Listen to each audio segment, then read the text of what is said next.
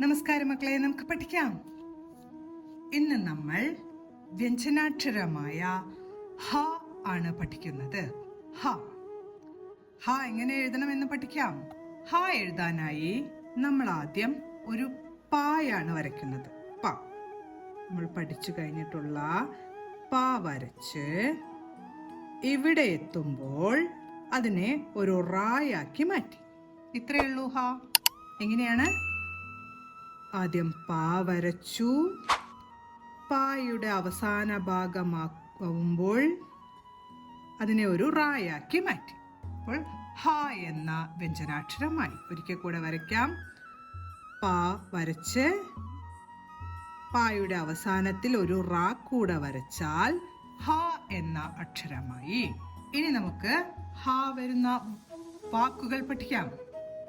ആദ്യത്തെ വാക്ക് വിവാഹം. വി വാ എഴുതി ഇടച്ചിഹ്നം. വി വാ എഴുതി ആ എന്ന ചിഹ്നം വരച്ചു. ഹം എഴുതി. വിവാഹം. വിവാഹം. അടുത്ത നമ്മൾ പഠിക്കാൻ പോകുന്ന വാക്ക് വാഹനം എന്നാണ്.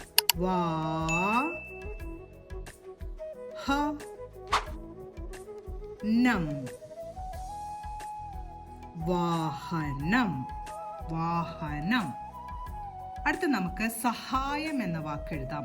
സഹായം. സ ഹ യം. യാ എഴുതി അമ്മിന്റെ ചിഹ്നവും കൂടെ എഴുതി. സഹായം.